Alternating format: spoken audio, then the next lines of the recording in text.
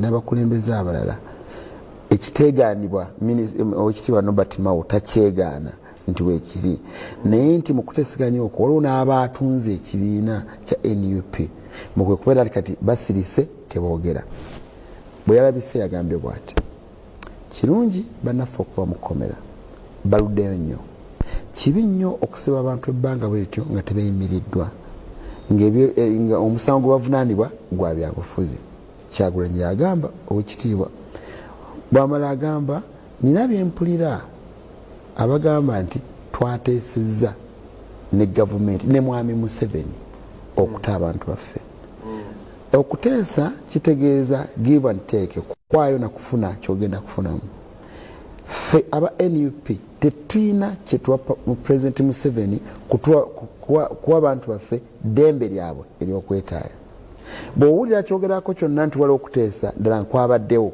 nze sikuliimu saakutegeddeko saakwadde mukisa kubeerewo awo wenjagidde otandikire okuta kw'abannaffe bano abavudde mu kkomera tubaniriza musanyu tuli basanyufu ffenna bannayuganda okuteesa okwogerwako gulotsa kubadde tukwaddeyo bwe kuba kwabaddeyo kwebadde kwetaagisa abateesezza nga bateesa ne mwami Museveni ono weenaaliemu akalakasa abantu emyaka 3 n'omusobyo baba tebalidde mu bannaabwe olukwe tandikirawo ekitebakakooza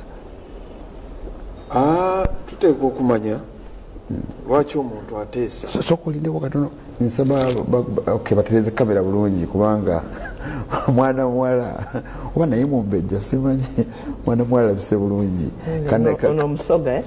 omusoga mumbeeda mwene ulabise bulungi nnyo sangaire okubona sabu omukono mugulengera ogwo kamera zigenda kutuuka sangaire okubona mukwano nsangaire yabadde akantu awezeza emyaka 14 ate kano kewotandikoko omanyi ono bwe twali mu parliament bebatandika Catholic chaplains nange bwentegedde nti ojje wano nenga nange sikeerabiranga bwe twaniriza musanyu oyo yonna yewekitiibwa Salamu Musumba tumukulembeze olumu programu entumamu bya bibiina naye nga kibiina kya FDC nakiruddemu akoliddemu atambuliddemu akoledde byakolera sokokkiriza era kyayagala kyekimuli ku mutima nkwaniza mu programu naye azizanyo sebo banaye mbalamusiza nnyo mwenna gye muli mwebale kubaawo mwebale abafunye degrees mwebale zifuna nsanyusa okulaba brother wange ono kakooza mukwano gwange nnyo mwagala nnyo atakimanyi awezezza emyaka gye olwaliro alina birthday namugamba nti bwe nafuna omukyala amanyi okuyimba obulungi namuyimbira mu maaso nga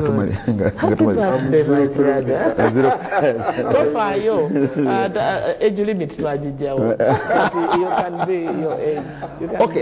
tudde kutandikidde ebyababaka ekintu ekitibwa okuteesa n'okubeerawo embeera ekkakanya embeera eriwo sikiraba mu buzibu singa njawukana ne mwennyinaze Salamu Musumba naagamba naye kitukayanya kiki tetusobola kuteesa tufunawo ekituufu mu nsonga zonna ezeetaagisa okubeera nti zikkakkanya embeera tewabeerawo buzibu bwekigendererwakyo abantu abasinga bavumirira okuteesa naye kibeera kirungi nti ne bwobeera n'omulabewo oteeka okumumanya bwoteesa naye bw'aba okukola kibi omanya nti omusajja ono tanjagaliza bulungi oba mukyamu embeera yonna kati ensinga bwetambula ne bweri buli muntu yenna abeera n'ekigendererwa naye ekigendererwa ono mukituukako kubanga obutategeeragana bujjawo ngaliwo ebisobaganya naye bwe mugenda mu mbeera ne mwekkanya naye kitukayanya ki buli omu naawe ensonga ze osanga muyinza okufunamu ekituufu oba obutafunamu ekituufu naye at least olina kyoba ofunyeeyo ne bwabeera mulabewo oba omutegedde nti ono ne bwe naateesa ekyenkomerero tanjagaliza okibakooza ng'olwoteesa ki musango gwa kulya mu nsirukwe oba ku sekretary ya gavumenti gwakutta abantu e Masaka abafiira mu kitta abantu kakati ogwo guli mu kooti layini ya kooti kati oba oteesa otya kati tumaliriza kati abafiirwa abantu baabwe tugenda tubagambe nti ki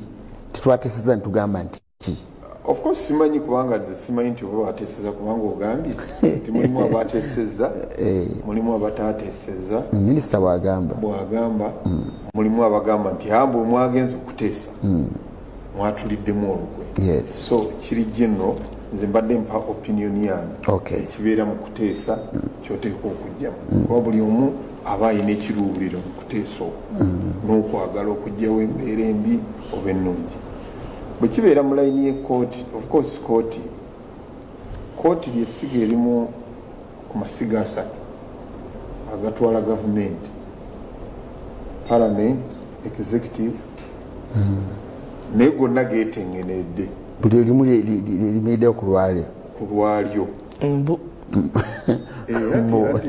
buli omu liyimirira ku lwalyo naye ate bwe gabeera nga buli mu litengendere ebeera ng'entamu eri ku masiga asatu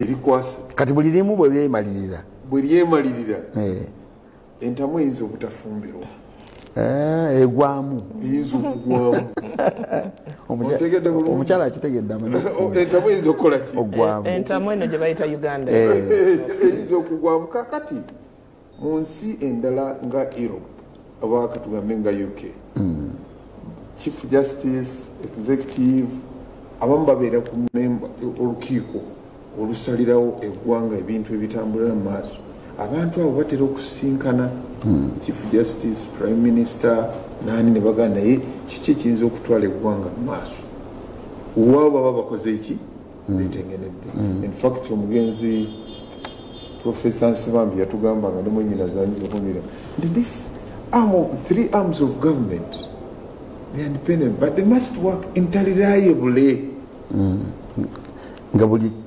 siga likwatagana linnaalyo okukolagana okubeera nti embeera y'ensi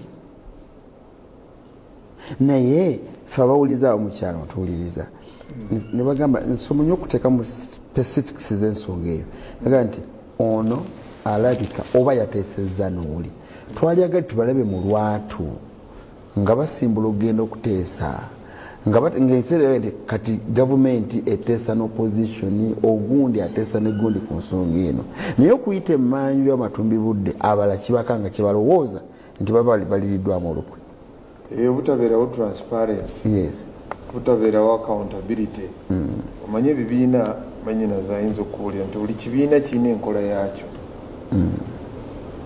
buli kibiina kirina enkola yaakyo abalala bayinza okugamba kati wawulidde muganda wange ani owa DP okitiibwa Robert Mao yagamba nti yagenda ne bateesa ne gavumenti ne bakola naki n'endagaano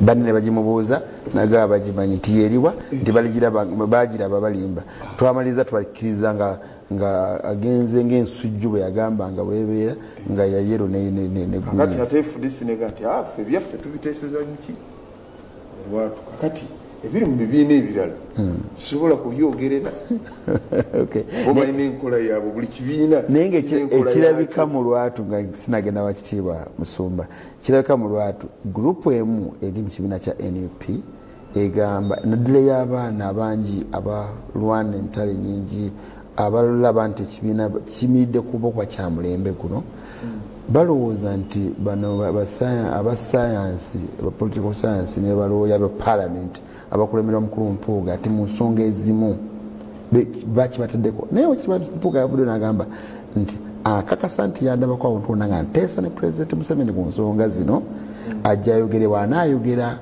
nti yandaba n'alaga nti yandaba nja kulekula ebifo byonna ekya LOP leader of opposition n'ekya ne constituency opinion ye kakati sinza kwogerera lwaki naye abala bagamba nti waliwo abagenze ne bakola ki ne bateesa ne bakkakkanya neyanzanyo kangenda okikibasala obiwulidde ono byabojjezaako mu nsaasire programu eba ntono byonna bikonyeeko bukonyi bwe biti ki kye tujja mu mbeera eno twalowooza nti abakulu be banaava mukomera mu mbeera yonna tujja kuba engoma zaffe tubaanirize ffe naddala be bakiikirira abatabalira nababaka kuva omwaka gumu n'ekitundu teri deputy MP oba acting MP abataliwo abantu babe tebakiikiriddwa omwaka gumu n'ekitundu tugamba bagenda kusanyuka busanyusa naye ate ebijja biwerekera biringa bidda mu byenda by'ensonga endala ekyatulemye okutegeera okujjako mmwe abali mu byobufuzi neyaza nnyo okusookera ddala ndi musanyufu nti honorable Alan ne honorable Ssegirinya baavudde mu kkomera gye baali tebalina kubeera in the first instance. Basajja batubalajanye nnyo, bazadde baabwe balumiddwa nnyo, be bakiikirira baluuzinze nnyo, eggwanga libadde ku bunkenke mu mutima, naye byonna nga bwe mbiraba okusookera ddala constitution yamenyebwa, constitution ya Uganda yamenyebwa, nti byonna ebitambudde mu nsonga ez'abantu abo ababiri tezitambulidde ku ssemateeka era tezitambulidde na ku mateeka. Ensonga endala nti gavumenti etukoze bubi nnyo eya NRM okubanga etujjukiza ebintu byonna ebyatukosa nga tukula since independence n'ebituddiramu. Kirina engeri gye kinkosa nti I feel betrayed by NRM. I really feel betrayed by NRM. I feel betrayed by abantu abagenda mu nsiko nti kyemwatusuubiza si kyendaba. Ng'ovuddeko na bino eby'ebibiina kuba nze nali mu movement system era nagyagala nnyo. Ekirala nti it is musanyu okwogera nnyo oluzungu naye ebigambo ebimu nsooka bitegeera mu luzungu nendyoka noonya oluganda lwange nabbinga nti namagunga nekidiki primary school so nekidiki primary school. So the process was weaponized. Bakikozesezza ng'ekyokulwanyisa nti okuteebwa kwabwe is not the legal due process, naye bakikozesezza ng'ekyokulwanyisa era tudde mu kwogera nti baateeseza tebaateeseza baateeseza tebaateeseza. That is not the most important thing. Kale baateeseza, then what? It just proves how kikakasa bukakasa nti gavumenti tetambulira ku mateeka, ekikozesa okunafuya ebibiina n'okubireeta to bring them in disrepute. Abantu basigale nga beerumaaluma over a matter which is constitutional, a matter which is non-negotiable.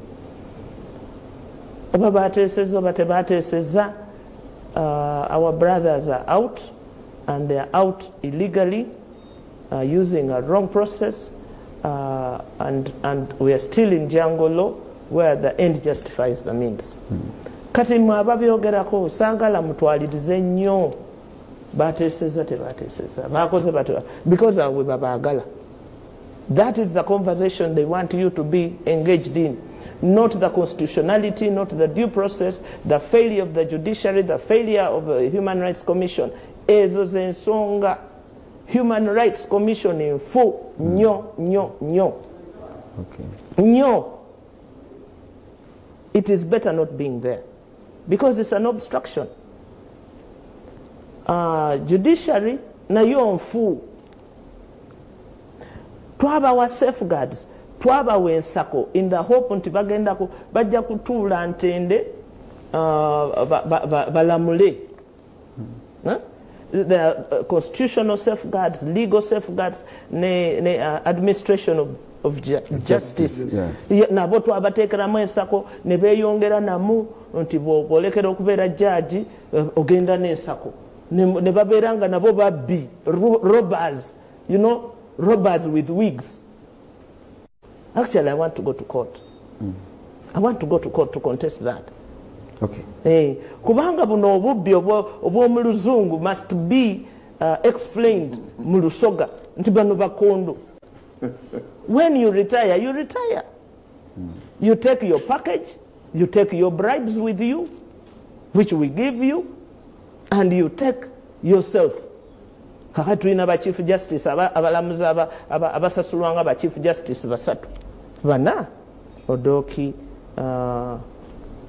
Batkaturebe, Wambuzi, Nonaliko. Aba. Bana. This country is paying for 4 chief justices. Is that fair? Yeah, it's what it is. So, Banangi, Temeruma Lulimi. Don't. This country has big problems which need our attention.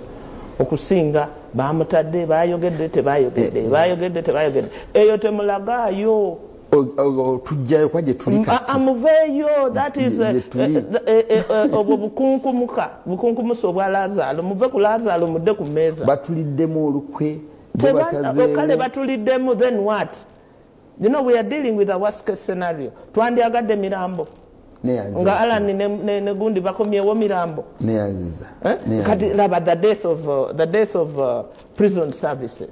Nabo batwechisemu. Nabo batuderi. Batambuza abana babandi chiro. You know? Balinga batambuze mirambo. If they can do this to a member of parliament. Kati sasira abana bali eyo. Sasira abana.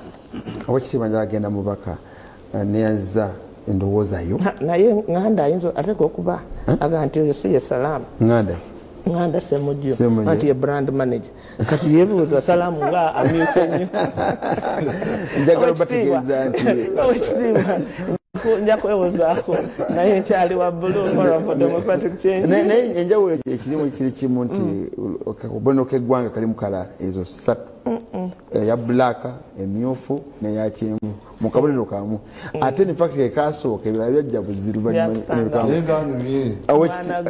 owekitiibwa muwulira eddoboozi lya bali mu ezo engineer Ronald bali mu ezo omubaka wa Nakawa East bwe tukomawo agenda babuuzaako naye atuwe endowooza ye tukomawo.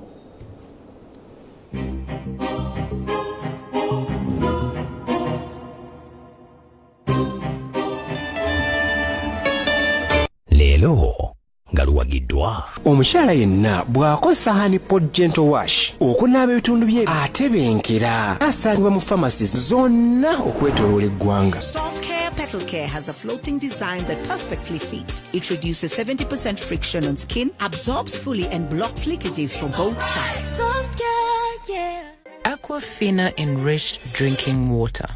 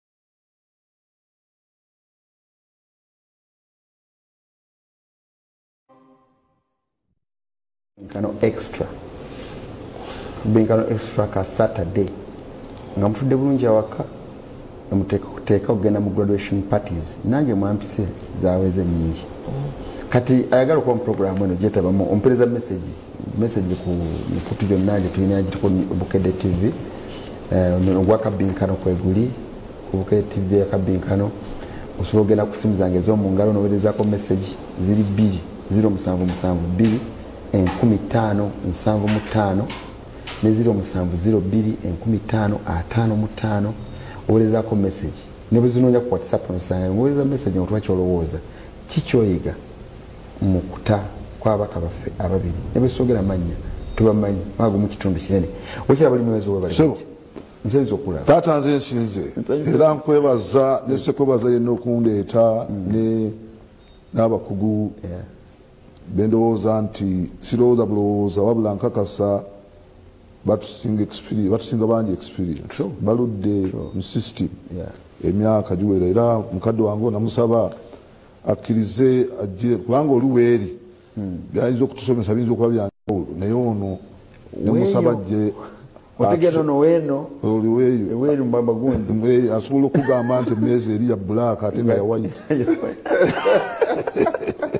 naye ono nemusaba agezeeko nnyo okulaba nti atumentalinga naddala ffe abakayingira parliament yakkiriza tulinze kuteekateeka buteesiteesi naye nkwebaza naye nkulisa ne muganda wange Kayiira olw'okumaliriza masters gye twabaddeko kijulo kyadde kinene nnyo oluusi kyekinkeresezza n'okujja kubanga nalidde nnyo kijulo kyadde kyamaanyi kozi njagala n'okwebaza Katonda nti gye buvuddeko waliwo omwana ow'ekyejo muli wa bisiyaga ate ng'abiwagira yagenda twekubisaamu ekifaananyi nga ogire nga nva ku programu ng'eno nansanga wabweru n'abalala bangi ne bansaba serefi twekubisa serefi naye n'agenda oluvannyuma lw'emyezi ng'esatu n'agiwanikayo n'agamba nti nze kitaawe era mpagira byonna byakola tibyakola yesiba obutiiti infact kubuulira ebigenda mu maaso mu bulamu bw'oyo omwana ffe ng'abazadde tulina okukaaba amaziga kubanga byannyonnyola bingi nnyo nga tufiiriddwa generation yenu singa enetambula bwetyo naye namukutte namukwata era kati wenjogere ali ku mazzi kubanga olwa cyber harassment defamation ne okweyita kyatali so njagala okulabula nammwe abalala mwenna naffe bannabyabufuzi wekubisa serefi etomanyi kiyinza kuvaamu na muntu oluusi leero kibadde kunzola kijja kutuuka ku mulala sebo omulama gw'oleesi mulama mukulu era kati gukutteyo omwana wattu oluusi gwaganda kumenyaamenya bamu otegeera bulungi nnyo naye nga okusinziira ku pulezidenti waffe Kyagulanyi yagambye talina kyamanyi ku nteeseganya era okibanga kyabaddewo teyeebuuzibwako n'ebirala ebityo n'ekyokubiri honorable mukama wange right honorable Mpuuga agamba naye talina kyakolaki kyamanyi ku nteeseganya abadde entakira tubadde tugezaako nnyo okwadressinga ensonga eno tuyita mu mateeka naye olwokuba nti institutions zaffe zaafa yagezaako n'okusiikinga audience n'akulira chief justice naye n'abanga baali bagenda abantu nga bana chief justice n'amugamba nti nedda oba tosobola kujja bw'omu tojja otegeera bulungi nnyo ku nsonga ezaali ziwerako ez'ekiwamba abantu n'ez'ababaka abali mu kkomera lwaki etteeka terikola nga we likola amateeka gaffe gali kiriya nga maama wannyonnyodde gwe nsanza nnyonnyola naye ate njagala n'okutegeeza batuuliriza nti ensonga eno si gwe gwakasooka okubeerawo okukwata abantu mu nkola bweti mwami Museveni alina enkola nti kasita ekitundu kiba nga tekimuwagidde nga tekimuwadde kalulu bayiyawo ekyokukola mu 2005 ab'eggulu tebawagira bulungi mwami Museveni bawa nnyo aba FDC mu mwaka ogwo ogw'2005 Reagan Okumu ne Ochula Michael Nyeko bakwatibwa ne babateekako omusango gwa mada ogwali gubaddewo mu 2002 ng'asimanya bongomini yafadda lwali kubadde omwaka 2022 naye olwokuba nti baali batembeeta legana okuma oyo yali atadde enninga ku UPDF engeri gye yali ekwatamu n'okutta abantu ng'ataddeho pressure n'ekyokubiri nga yali nnyo mu ssaale mu kuteekawo embeera wemwabeerera mu palamenti egezaako okugaana mwami Museveni okufuna taamu eyokusatu yasibibwako ekisango n'asibibwa ogwasukka mwaka gumu nga talabye ku justice naye oba olwokuba nti mu kiseera ekyo netteeka international law twali tugifollowing kubanga omuntu luli bagiranga capital offenses nga omuntu amalamu emyaka mwaka mulamba naku 36 nga taleeteddwa mu kooti madarepu trizoni bikoza bityebi nfuna bulungi nnyo kale ekyo nekibanga era ensi yavaayo nzijukira mujjukira ensi yavaayo nekuba enduulu ne bagamba nti bannanga ababaka baffe mubasumulule mwami tebagaana kati ku luno ekintu kyekimu kyavuddeyo babaka ne bakwatibwa abantu 28 battibwa n'abantu baabwe bali eyo bakyali mu kweraliikirira bakyali mu mbeera mbi bafiirwa abantu baabwe gavumenti eno ezanyisa obulamu bw'abantu disclaimer eri embwete nti omusango gukyaliyo gukyaliyo ekyo nkitegeera bulungi beyimiriddwa bweyiri eyo constitutional right yaabwe tuyinza okweteeka mu mbeera eringa nti tegukyaliyo gyeguli era akimanyi nti gyeguli oyogera ki ku nsonga zofaananako zirape eza Dr. Besigye simanyi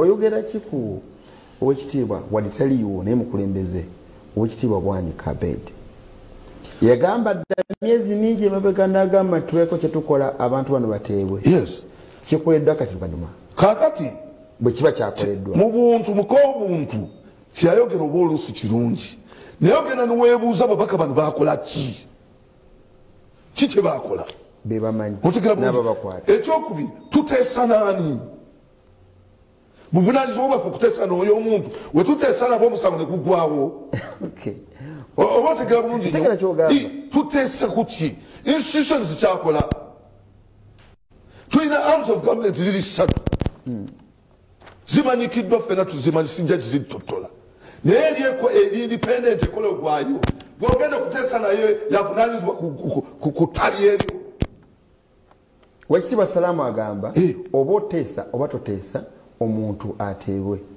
agamba tuve buvi ku nsonga eyo oba bateesa oba tebateesezza naye embeera gy'owowe amagezi okyabalimayizo amagezi gowage gali nga tekinnabaawo naye kirabika bateesezza sinaba kumanya kankubuulire mu Uganda bayinza okwogera ensonga yonna they can say anything nekibaawo osanga Honorable Norbert Mao ye yakikoze naye afune ku gundi kunyota mu bantu nti akola osanga mu mbeera nga bw'ogiraba kubanga ndowooza temugirabanga ffe ate aba bulijjo ffe tuli ba bulijjo mwe bakulembeze okubaako kikolebwa omuntu ave mu mbeera mwali kwana nina bwe nadayo ekyokulabirako olaba Russia kati ne Ukraine balwanidde ebbanga ddene era bakyalwana naye mbakakasa ekyo kyemmanyi nti bijja kuggwa nga aliwo abateesezza nga balina bwe boogeredde nga balina ensonga zebamulungutte bateekwa buteekwa lwaki tulowooza nti kiri applicable ne ku nsonga ezikwata ku ensonga yanjawulo waliwo golina okuteesa naye okwandibadde okuteesa ng'ate kugobera amateeka kubanga tulina enjuyi bbiri waliwo abali e Masaka bafiirwa abantu baabwe omubaka ono amaze mu nkoga mugundi mbuze ekogga emyaka gumu omwaka gumu n'ekitundu unconstitutional naye nga gwe tugambye nti okoze okunoonyereza babaka bano benyigira mugundi ekitegeeza baleete mu kooti ne bali abantu bagambe nti abantu baffe babatta ne babaka bakwatira kwate wali waggulu w'amateeka enteeseganya kuki ku bail is a constitutional right kati ekyagaanye ebadde kubanga waliwo abakutte abakutte era kituufu kitegeererwa nti abakutte naye nga talina bakwata kati abakutte zazikola anti akyabakutte what do you do kumutjako yeetaaga kuvaako buvi oyo tonnaba mujjako yeetaaga kuwane call okwo kuyita bannayuganda tukole kyonna ekisoboka okulaba nti nakyemalira ono mujastifyinga nti nakyemalira ekyo kyenyini kijastifyinga nti nakyemalira nakyemalira ono aveeko nze ndowooza ogenda kujja naye ogambye mwami Serugapa nsimba nnyo empereza yamwe mukyala Musumba ateeseza bulungi nnyo nti ekyo tuleme kukiwaayo budde kubanga tulina bingi ebyokukolako ekikulu kiri nti baganda ffe bali bweru ekyo kyassanyu Ssaalongo Wire Mukalagi stroke Ombuya ak'enjawulo nasiima nnyo onomwanika bwanika oyo ne wonera bali mwezo ye mbaka wange kati badde mbadde I think mu bw'obuntu ng'omuntu singa mwennyinaze atuukibwako ekizibu kyotasobola kumanya kati mukwano gwe ayinza okuteekawo embeera n'agamba naye mwennyinaze ono kiki tuyinza okuteekawo embeera emujja mu kizibu ekyo tuyinza okuteekawo embeera kubanga weebuuze bali mu ezo mwennyinaze salaamu abantu bangi lwaki batuukira ku abo bombi bokka gwe tewalaba earthquake bwe yajja oyagala kubuuza nti lwaki kakati omuntu bwewabeera omuntu agamba nti banne mwennyinaze afunye ekizibu tabeera mubi nti kindowooza nti baleke kutwala bantu abo abalowooza nti bo bayinza okuteekawo embeera ejja omuntu mu kizibu nti babeera babi ate tebakoze kibi ate era tebakoze kibi baba bakikoze bakikoze baluwa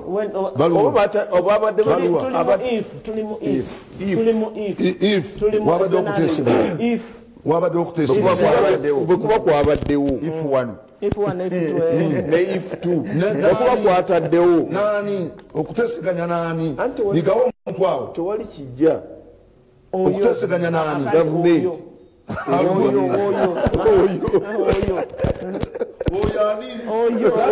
ogereko tudiskasinge nti talina mandate yakuteeseganya naye ku bantu bano kuteebwa okitiibwa oliwa NUP aganda nanyinimu amuganda afuluma oliwa NUP n'embeera ezigenda maaso ne message zenja okusomawo nezigenda ku perezida bojja ziwulira kirabika mu National Unity Platform mulimu kirabika abalowoozebwa nti bakkiriza mu nsonga z'okuba ku kibateesa era abalala sinakirabika bulabisi bavuddeyo dda mu butereevu ne bagamba gwe watunze watuliddemu olukwe wagenze n'oteesa ne nakyemalira fe otulese eno tugenda kulaga yogera nabo kati abo ab'emirundi ebiri mu kibiina kyo number 1 omukulu bamaama bano bagenze bagamba nti mukoobuntu oli yandirowoozesa nti wandibaddewo okuteeseganya ababaka baveeyo kubanga okumala emyaka omwaka mulamba nga abantu tebali represented ekyokubiri nga ate nooli tavaayo kulaga nti bano bazza kuno otegera bulungi nnyo waliwo okumenya ssemateeka awo oba oli nakyemalira katwogere naye tugire abo we bali naye nowone bana nti rule of law etteeka lirina okukola waba batta bavunaanibwe jayo obujulizi nti batta otegera bulungi nnyo kubanga ne battira abantu baabwe bali mu bulumi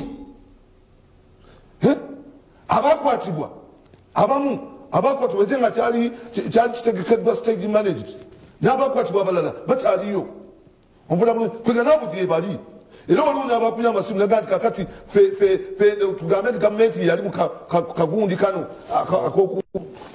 kutta abantu otegera bulungi nnyo nabugire bali n'olw'ensonga eyo twandisabye nti constitution yandibadde ekozesebwa omukyala ono omukyala ageze n'agamba nti bajaji batuliddemu olukwe bandibadde independent bandibadde bawadde abantu bano bail bandirabye nti application etuukiridde nimuba bill twandibaddewo bino byonna n'olwokuba nti oba oluusi waliwo gwe baali batya otegera bulungi nnyo nga bataddeko akazito ne batasobola kukola ekyo kiri mu ssemateeka kubanga article 28 siwe ndowooza ewa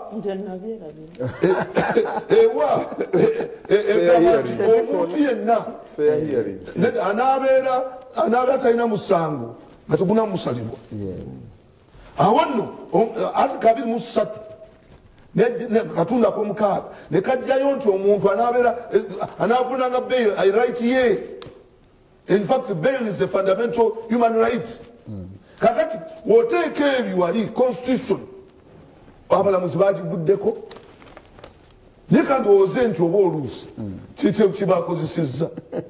Wuliriza ono kyakugamba kamada mafu mutundwe naye tulina bannamawulire wano bangi nnyo naye kawuli kwoli naye watabaawe addomu abeera mu mboozi ezo ez'okuteesaganya tiktok nebeera nga yenkulu nga yesalawo. Waliwo omulala agambye ampeereza message why munakyalo nkulamusiza nnyo ebyokuteesa awandise mu luzungu ndukyusa mu luganda ebyokuteesa tebirina mugaso omuntu aba yeziza omusango avunaanibwe. The law should play its part and not negotiations. Teeka likole twekutambulira mu nkwawa za muntu omu. Why there should be negotiations when we have the law? Tunoonya kimi okuteesa nga tulina etteeka. Okay, lyali badde likola ebiwatu babagambye. Wasuza otya Seruga nze Kalumba Alif Sulaiman Ekireka Uganda ni musanyufu nnyo okukyaza Honorable Salamu ne Honorable Limwezo ekituufu Honorable Ssegirinya ne Ssewanyana bavuddeyo mu kkomera. NUP members mbasaba baleme kwerumaaluma kubanga eyo gavumenti ejja batabula paka lwaneyuza bagweewo. Message zeegase nnyingi naye njagala nsooke nkomeko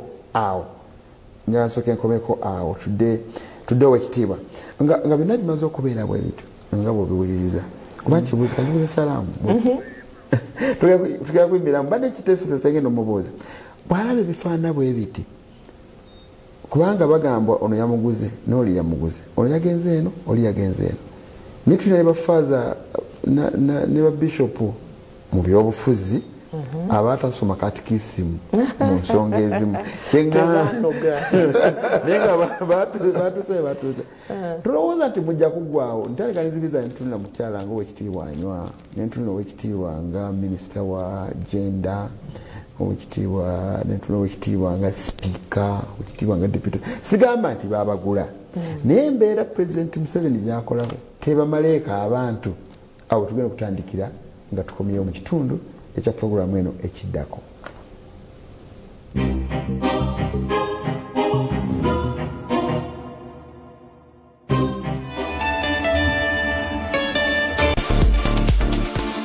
Fenno tukomyewa mwabala baluli kati bali ne bavaako kati abasigalako baby show me unomukwano mutalinkenyera sifuddeeyo bako kyokola numizibwa nero mudumwe watalina tuzitwakonya sana kenfuna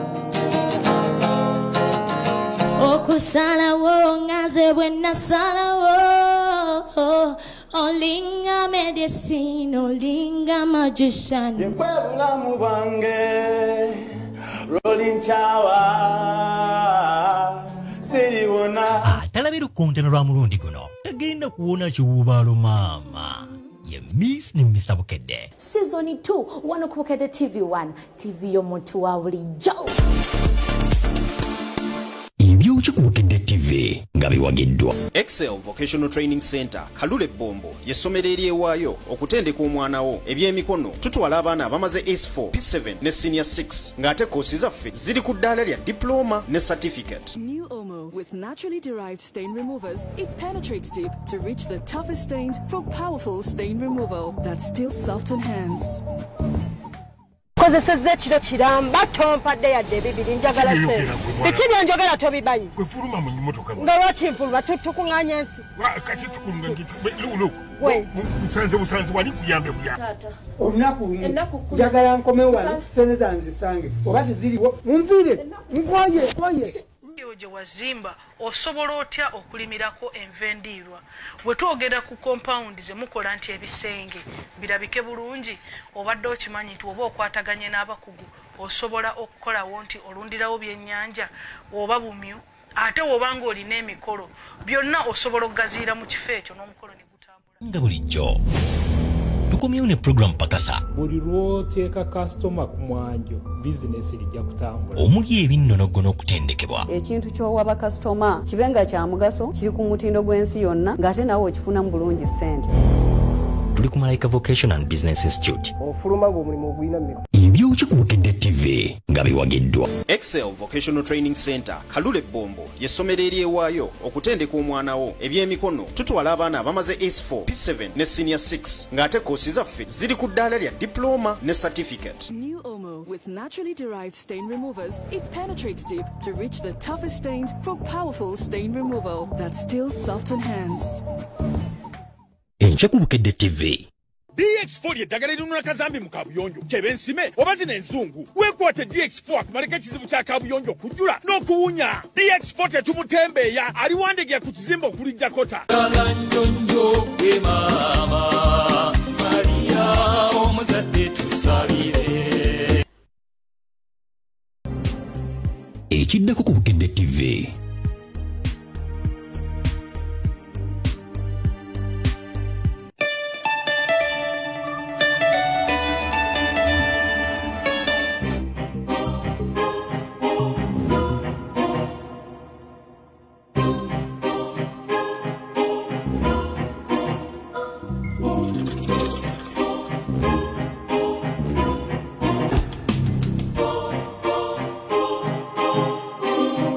Bukedde TV wano mwebale nnyo messages zaba nnyingi nnyo ogobera programu eno ne muno mugambe nti buli Saturday tukeerenga wano babeera abakulu wano ne boogera ku nsonga Salongo Matovu kale neyanziza ekitiibwa nsimba nnyo empeereza yammwe okuleeta abakulu abo kikulu nnyo naye twagala amazima gennyini ddala bwabaddewo kuteesa oba tekwabaddewo abasinga ku pane eno bagamba maama Tina yagambye maama Katrina oba Tina ali Mutungo Biina bali mwezo mundabire nnyo abakulu bano abamu ndabye ekindowooza yaabwe nga bagamba oba kuteesa oba si kuteesa ekyo kyo kyabaddewo bateereddwa wabula bagamba kikome okuteesa ku nsonga ezikwata ku mateeka nga zaali badde ziyita mu court straight.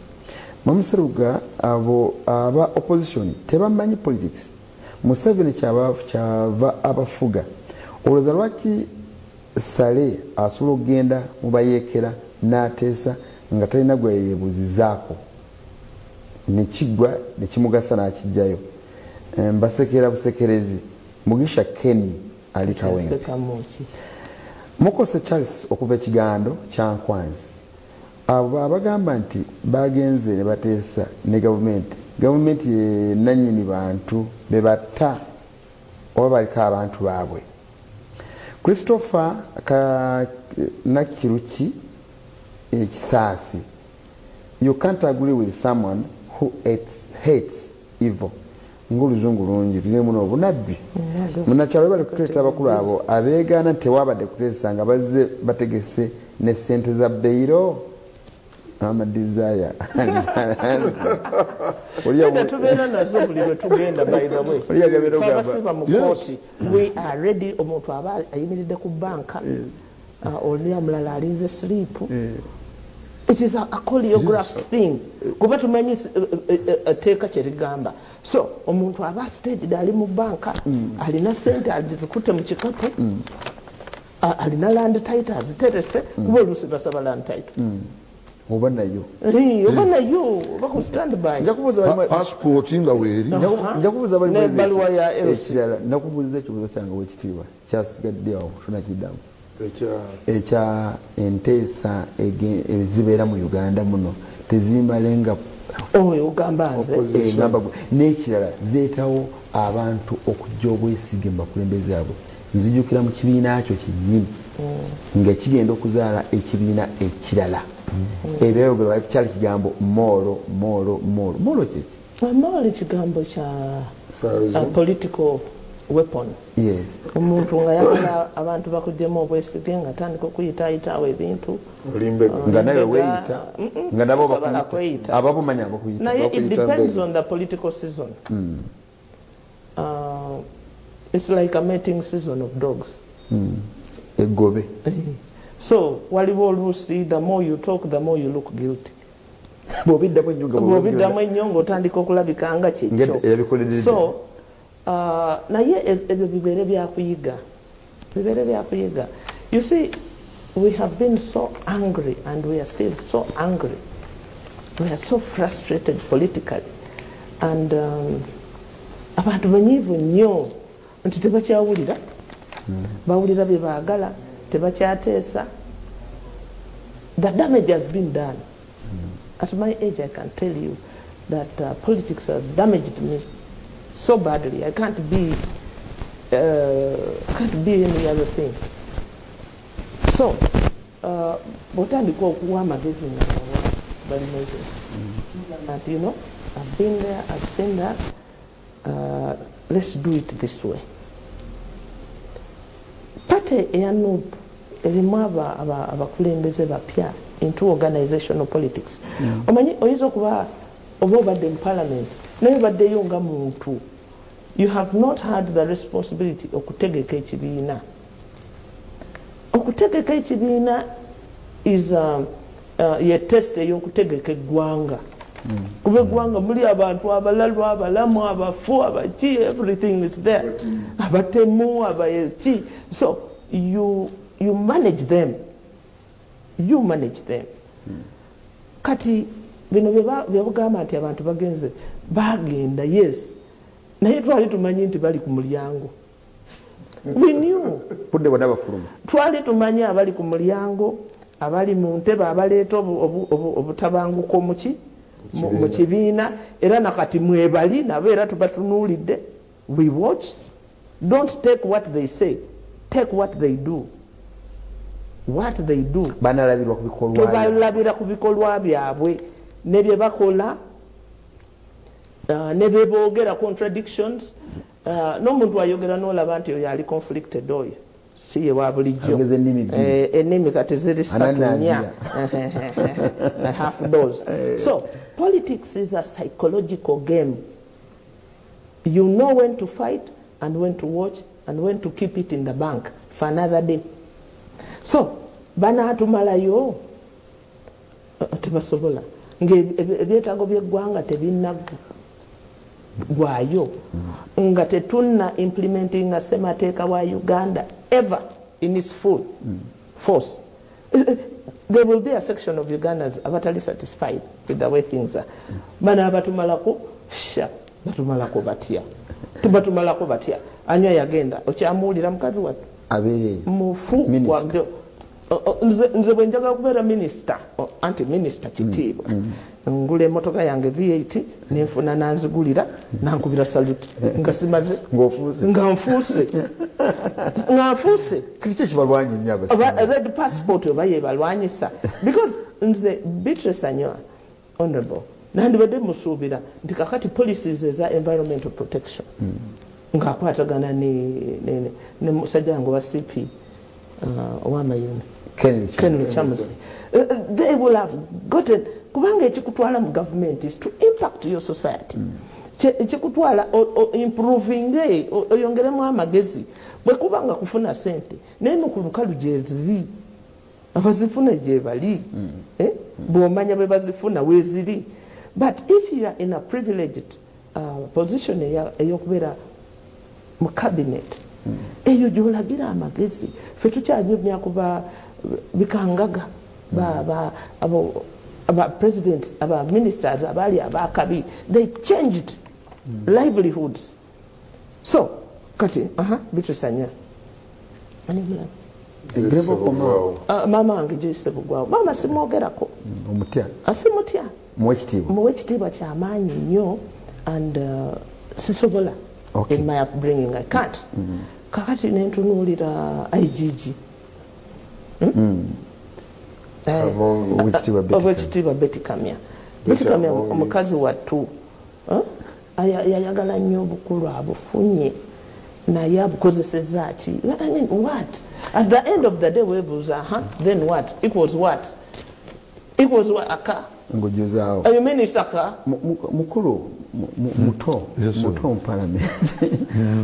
Wakitiibwa ntya okunyiza abantu bane mu kusaaga kwa program nekise muvubuka muvubuka ate nga tolimbye kubanga bano si bakulu mu myaka ne experience bagise era bawanye ekitiibwa ayina lecture wagituusiza ayina bayogeddeko katono nti abo babamanya nti bali ku luggi obudde bonna bajja kufuluma nawulira Owekitiibwa Mpuuga ng'ayogera ebintu bye awalala awatali ku parliament tele press conference nebadde mu kutugwa byampuliziganya n'agamba nti mutuleke tuweereze tubaweereze temutulaga kyakukola ku buli nsonga yonna kwaffe bakulembeze ekyo nakitegedde nga nze munnakyalanga kirabika omukulu bano abogedde ebigambo ebingi bamulinnye awantu awaluma awanyiiza twawula abakulembeze yatuse ne kuleva eyawula ab'ebibiina ngaliwo ba members those are the card holders nga waliwo abawagizi basupporters waliwo ne bafans ababagalizi ebirungi naye nga bakituuka okuteesa bamembers bateesa bakituuka okulonda ono supporter ayinza okukyusa naddawala oba nakuwagira nnyo nemba bangi let them be, let the leaders be.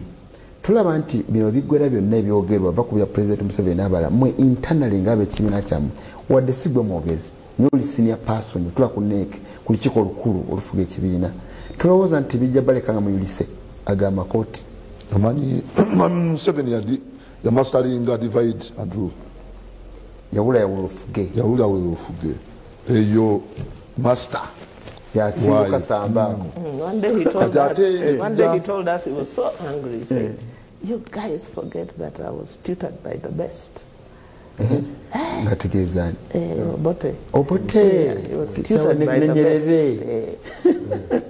atenga kituufu kakati tuli mu nsi ebintu ebimu Mwami Museveni nga tebimukosa nnyo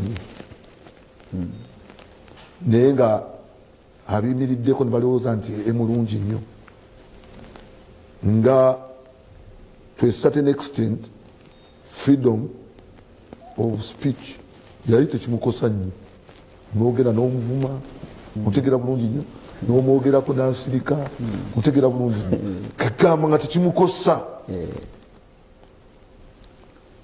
paka ennaku ezo mpozi batandika okukwata ne ku famire ye ennyo ne bagikwatako ennyo n'alyoka asayininga namangu etteeka line erya computer misuse libawaabira naye nga bwenkutegeezeza nti olwokuba nti waliwo freedom, it's a fundamental human right, freedom of expression, freedom of speech, association. Abaana bazze ne batandika okukozesa media ng'oli kyalabi kyakola ki kyateekayo talinako asengejja teri mukuŋŋaanya ontegera bulungi noesanga nti oba tomanyidde kugumiikiriza pressure abaana bavuma abaana naye nga mwana watu oluusi bateeka mu layini banogera mu layini ontegera bulungi nnyo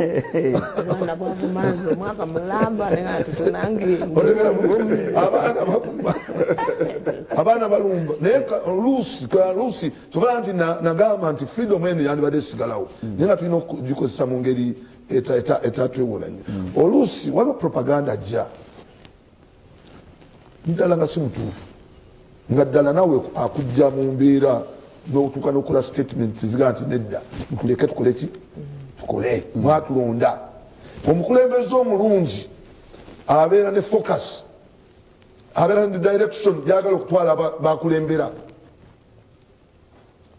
Nze wange nakawa nagaana okugibwa ku kkubo kumpalya ontegera bulungi nnyo si ewange tewabangawo kwekalakaasa abantu bajja nanatu twekalakaasa tokalaka nange nengenda fa no bwe nali sinakufuuka meeya okwekalakaasa kwali nga mu bitundu byaffe ne bookya ebipiira enguudo ne zigi ekyali bakaba nti enguudo tikola ki zononesi nembagamba kati bwe nasanga ngaayokya oluguudo oyo ngenda kufaafagana naye ewange tewabanga okwekalakasa kwa fujjo kubanga ngezaako okutereeza ebintu nze kamanda I'm the leader I'm in control.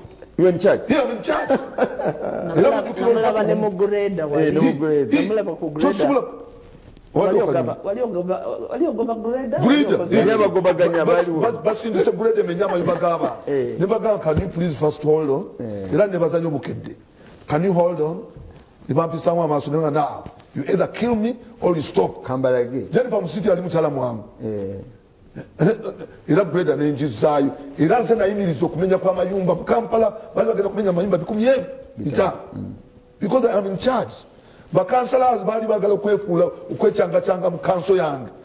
Ne bagamba I'm the mayor. Singa mbadde mu control. Naye nga we kugambye Museveni ya masteringa divide and rule. Eggwanga lino alikulemberedde ku divide and rule n'okuteekawo okunyigiriza ne opposition leaders okulaba nti bakyuka. Ne waliwo abamu benjagala okwebaza nti baagaana. Omu wammwe wa FDC mwami Musinguzi ndowooza Musinguzi Garuga yamunyigiriza n'atuuka omanyi bamanyi nokosa institution za government nti oba owabyewabyemu batandika okunoonyereza buli kasango konna buli kasolo konna kuwagira ne bakuteeka ne bakunyigiriza nti onooba nga obadde engugundi lodda mu bwavu. Ekimu kiremesezza abakulembeze okuba ogaana okuva mu bukulembeze ne basigaliramu kuuma bya bugagga byabwe kubanga mwami Museveni omala n'ogira nga owerereza eri mu wabbali anyiga we kava n'oba nga owanise nodda gyali kwegamba akunyigiriza nodda gyoli akufuula omunaku nodda gyoli nodda gyali kwegamba kyekireesa obuzibu bwogata n'obunafu bwo kubanga oli akusikiriza wali badde omulaba nawe nogasijja gendayo waliwo okunyigiriza waliwo akunyigiriza ne bakwata buli kamu konna akako genda obuze kayonza. Byonna byogedde obadde oyagala kuŋŋamba kwogera ku Oweekitiibwa Mpuuga nti agume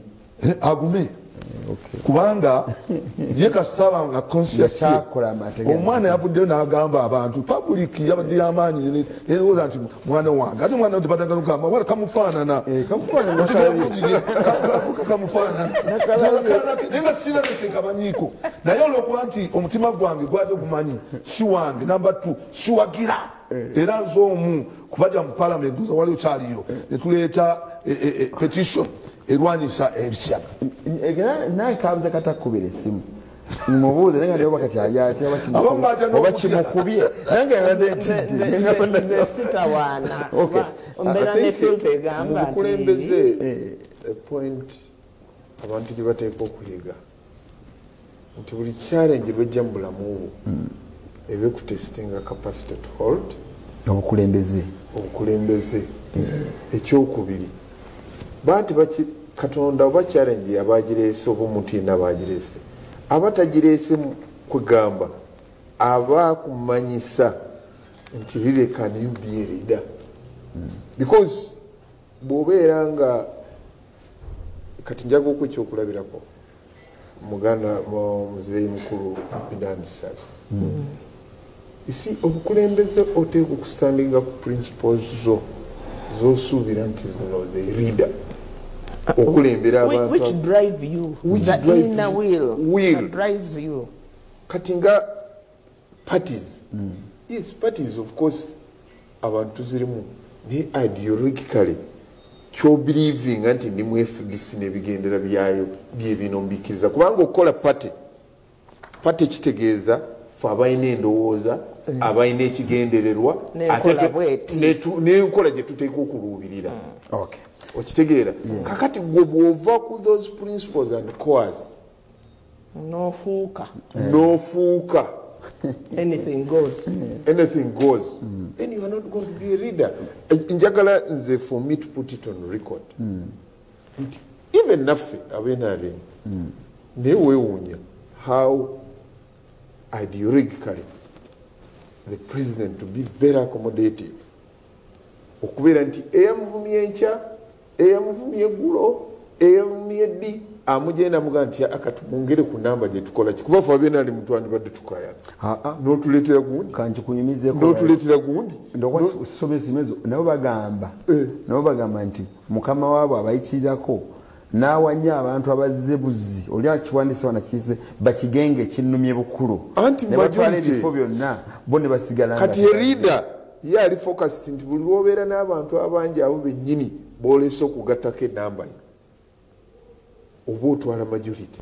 Nze balikanda omusibe talina kyakola kyeyekolera ffe twasanyuse okuyimbula abantu baffe abali boogere ebyabwe bagala okwogera byonna ne Ssegirinya ne Ssewanyana kuliko eyo nnyo balikanda leka boogere naye ayogere ekyandibadde ekituufu omanyi omutima guno ogwa kaligweramu eyo you know it is the biggest threat to the existence of communities. Okay. It's a big threat. Yes, kyabaddewo, it is good. But dayo kukyandibadde kitya? What should it have been? Abaka parliament abatagala kuteesa balina ki mu parliament? Kuba parliament yakuteesa ebikolebwa byakuteesa. Ni ani erinnya lye tulaba nti batubuzaabuza kabambwe ow'emikono yampereza message eyo. Tulikupe kumaliriza programu atusigaza eddakiika ntono naye Tone Owana aweereza message agamba nti ye omukulembeze we aweefunye makisi ezitakka wansi wa 9 bo bayombe ye yakoledde abantu kye baagala ndabira nnyo ow'ekitiibwa Kakooza omunneebaliza enteesa ye muli basanyufu Memanyi Owana yabula nnyo naye no, for a me, man of that age with his money, for me, embeera y'omuntu yonna emutuukako n'obeera ng'oli mu buzibu ne bwe mba nkwogera ne mba sikwogera kasita mbeera nti nsobola okukolawo ekikuleetera emirembe. It's quite important mu bulamu bw'omuntu because even if you belong to any other party but somebody is in a problem, can I manage? You fix that problem. You fix that problem. That's why we are leaders. Naye bannayuganda kye batamanyi actually nti twandijeyo emirambo. It was also in the interest of government okujjayo emirambo nga bafuddiddeyo to bring these kids out. No, even alive. Abo abattibwa abo abantu baabwe Masaka in case kati katugambe if nti bano babawaayiriza ne babagamba ne bateeka mu public nti sebaawo batta bajjajjamu ne bakitamu tebaba balumbye ekiro ne babatta babadde mu safe custody. No, I'm not saying safe custody nkulaga ono kyagamba the point omuntu bw'abeeranga mu kizibu please sala amagezi gonna okulaba nti can fix naye gw'okimutaddemu Yes, but you say what remains a problem. Okitegera bulungi amannya gaabwe ku international level tegagenda kubeera cleared today. No, koti ejagga kutegera bulungi nnyo koti time olukama yagenda independently egenda kikola kubanga omusango gukyaliyo omusango gukyaliyo twandibaddewo kino kya negotiation kuki kijja kitya kirungi nnyo nti bakulumye era tubadde tubasabira otegera bulungi nnyo naye tugamba nti wandibadde olulovulo twongere okugikakasa era tugyongere otegera bulungi nnyo Museveni aleme kutwala ggwanga lino nga lirye nga nimiro ye n'amakaagi this country waliwo ekiyinza okunyiza ennyo okukyabalimu ezo nti bakendeza ku bigambo byammwe aba opposition nti kwambadde ekigambo ebbanja erisooka ababaka baffe babate babatadde ebigambo ebyokwogera temukyalina taata njagala okubuulira kuwaffe tetunnaba kukakasa nti wabaddewo negotiation number one tetunnaba ne bwe zitabaawo naye tugezezzaako from the onset okupushinga government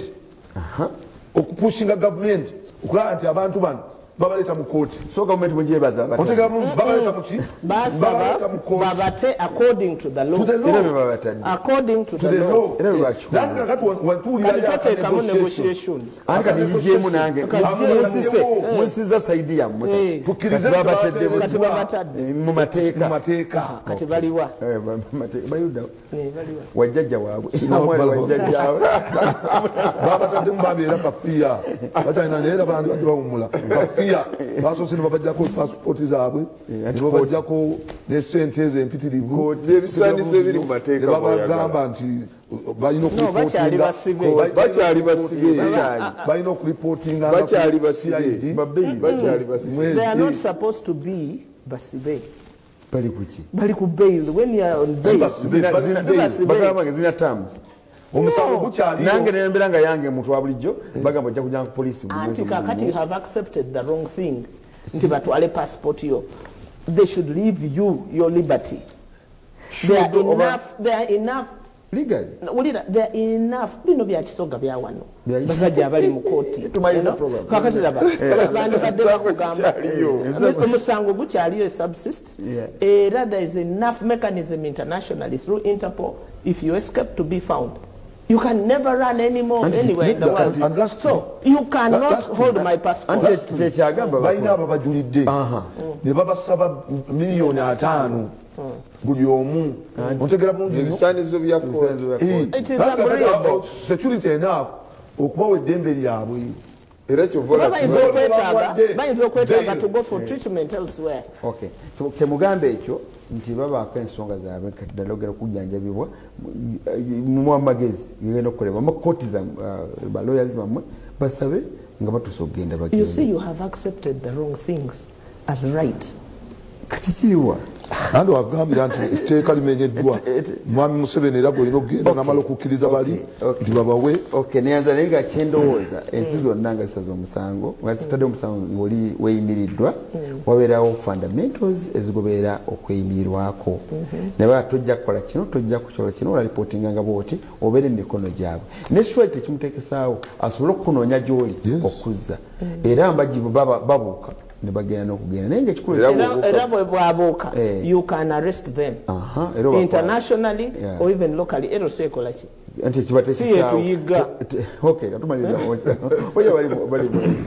njagala okutwala omukisa guno okwebaza abantu bange ab'enakawa nyo okusingira ddala okusooka okwebaza mmwe abampadde omukisa okujja okudibeetinga ne basinia I don't take it for granted ekyokubiri n'okummentalinga nga bukedde ekyokubiri njagala okulamusa abantu bange ab'enakawa mukimanyi bulungi nnyo nti tulina workshops nyingi nnyo zitukola tulinayo health camp egenda okubeera embuya ddala mujje twafiiriddwa mwami kato kadi musawo mulungi nnyo nga atujjanjaba era leero tugenda mumusabiraawo kyakyeruzira mubeereeyo bangi mukyala wange nkutumidde nkulaba otudde omanyi tv za wano zanjawulo wabeera kadi nkulaba otudde ku buliri anywa kakyayi nga olaba ku bbaawo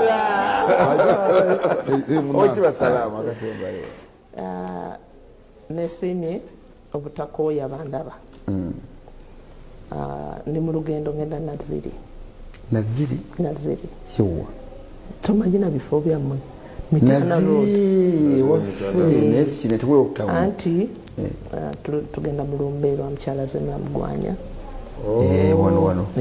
abasinga obungi kati mwerabira dda zimulamugwanya mwerabira dda famire ye muli bazibu naye nze nkyamujjukira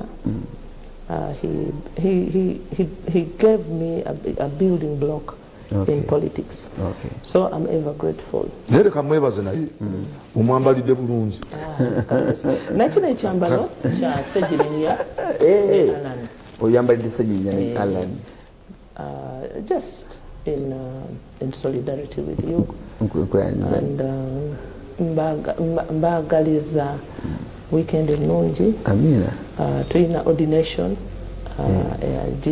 Jinja diocese abaliganga nabo mbatumidde banaye gye muli embeera mbi simanyi ewammwe ekiri kitya tutandika debate empya bambi mbagaliza tugenda kutandika ekisiibo next week Ash Wednesday tobuuka so tugenda kutandika ekisiibo mbagaliza ekisiibo ekirungi neyaza nnyo owekitiibwa of course nange nebaza mukama nga kuge kati ndi ku 0 kilomita ate neyama okusaba abantu nti society yaffe nga bweri muganda wange ekigambo kyayogeddeko babishopu babeere strong ababulizi b'eddiini vice eneze mu baana baffe yali kukujjo tulwane nnyo nga bwe kisoboka kubanga ffe at least emyaka ejjaffe ebyo ebintu buli wabiwuliranga n'otandika n'okwesisiwala ndowooza abazadde twongere era tusupervising ennyo tuteekemu amaanyi nti obwo obulwadde obuzze tebutulya kubanga bugenda kuddawo gine pozi emiti emito gye gigumiza obwo buli ekika bulya buli kimu kyonna nekigwawo ate ani anaazaala ekika kiba kiwaddewo ekika kyonna kiba kiweddewo se nebazaffe values ze batukuliramu twongere nnyo tulwane kubanga nze ndowoozaawo obulwadde buyise society ayinza okwononeka okusingawo nakati mukama bangu mbebaza abatulabye mu programu eno abagenyi bange mwebale nnyo kibasalaamu mwebale kubeerawo otuwadde obudde ennaku zino badde ndudde n'okumulaba mwennyinaze tuba naawe nnyo awekitiibwa bali mwezi waawa entebe agirina olumu agirabye ogituulako nagirina tono kakooza ye tubibaddemu ebbanga ddene tukwebaza ssebo muna NRM kati ali mu East African Legislative Assembly ffe tugenda mu lumbe lwa Ssemulyowa yali musuubuzi nnyo naakulabya weefa kabenje gye tugenda kati naffe nga tuvudde wano naye nga sinnawo okuva wano nsaba tufunemu atukulembera mu kayimba era mukyala tuyozeze owekitiibwa kakooza kweza emyaka gye 61 agogeddeko n'aliwindinga to 1 asimbudde busimbuzi egiddako ani amugambye kola ekivve tewali age limit kati happy birthday ne bonaweza ekikumi happy birthday to you happy birthday dear happy birthday to you how old are you 61 years how old are you now how old are you John mukama bakumbi my brother Kabula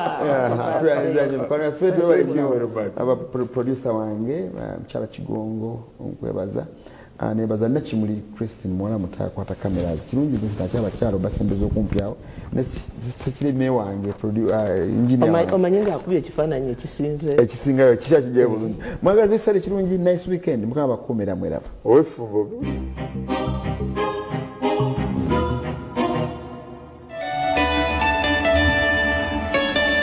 leero nga luwagiddwa omukyala yenna bw'akozesa hani pod gentle wash okunaaba ebitundu bye atebenkera asangibwa mu pharmacies zonna okwetooloola eggwanga. Petal Care has a floating design that perfectly fits. It reduces 70% friction on skin, absorbs fully and blocks leakages from both sides. Soft Care, yeah. Aquafina enriched drinking water. Amazzi agettanirwa ensi yonna ate nga gali ku mutindo ogwa waggulu ennyo gasanga emaduuka gonna okwetooloola eggwanga ku nnusu 10 zokka.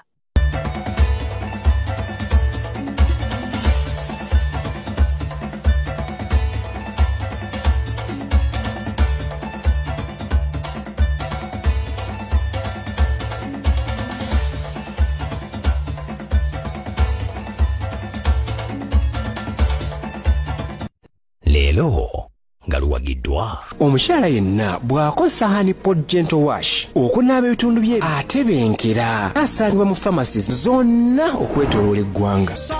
Petal Care has a floating design that perfectly fits. It reduces 70% friction on skin, absorbs fully and blocks leakages from both sides. Soft Care, yeah.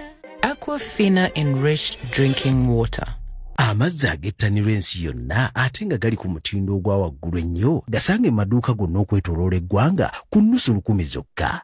essaawa eno ng'ekutuusibwako. St. Benedict Nasaran Primary School Mukono Nama ly'abawala n'abalenzi lya Kisulo n'abava ewaka bakkirizibwa. Tutandikira ku nursery okutuuka ku P7. Ntale Ointment Products Limited tukuleetedde Ntale Skin Care akola ku nsonga zonna ez'olususu. Ntale Herbal Bathing Soap olw'olususu olulungi. Ntale Petroleum Jelly ow'abaana ne family yonna. Bisange ku ofiisi zaffe Eruzira ku Plot 59 Charlie Crescent Road. Standard High School Kapeeka ly'essomero ery'etteefuteefu ekimala awalina omutindo gw'ebyenjigiriza ebisukkulumu okuviira ddala ku siniya esooka okutuukira ddala mu siniya ey'omukaaga ye Standard High School eyisangibwa e Kapeeka. Sanyusa famire yo ng'okozesa Kyogero Herbal Products omuli Kyogero Herbal Soap ne Kyogero Herbal Jelly birongoosa olususu bisange mu dduuka lyonna erikulinaanye ne supermarket. Essanyu liva ku bintu bya njawulo. Eri omuzadde kwe kubanga akatimba omwana we mwasula katangira ensiri. Eri abafumbo ng'omukazi ali lubuto essanyu ly'omukazi kwe kubudaabudi bw'omwami kwamuwa. Ku bali mu mukwano essanyu lyabwe kwe kusalirawo awamu ddiiru balina okuzaala. Ate ku bavubuka kwe kusasira kw'ekyo ekisinga mu kiseera kino. Bwe essanyu lyo lisibuka wa? Kola okusalawo ku by'obulamu okutuufu ofune essanyu n'ab'omu makaago.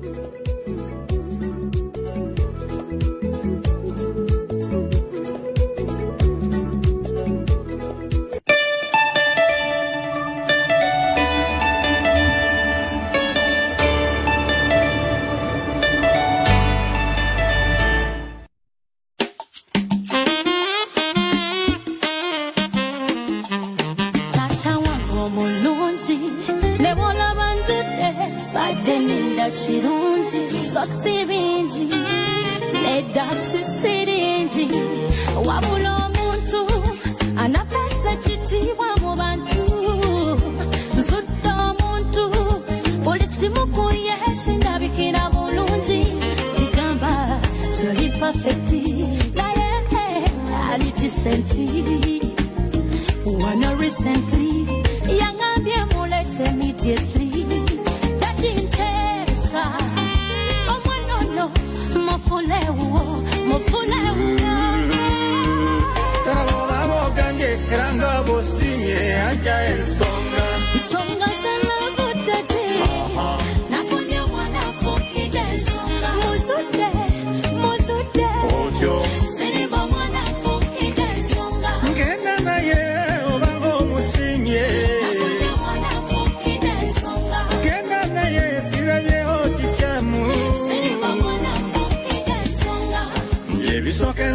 Keraba mu mukwano mungi gabuli omu awekane ku munne bwe buzibira ate mwefuma lwaki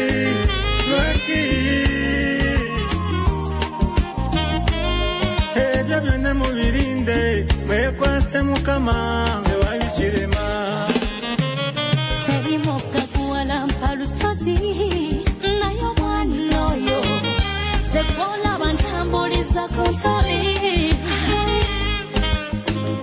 ulingo butacha tebungere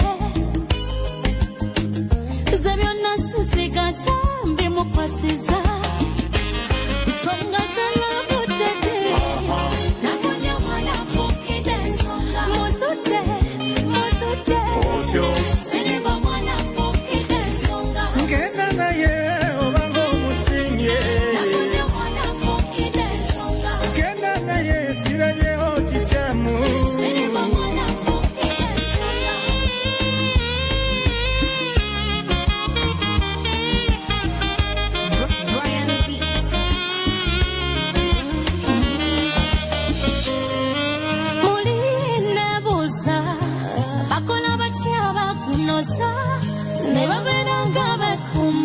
from Monday to Sunday. Omukwano kulinda nnyo era kugezaako nalimanyi omukwano kunyiga pesa lero bakusutanya nokola ekyejo kyokekyo nebikyuka novuma timbweyo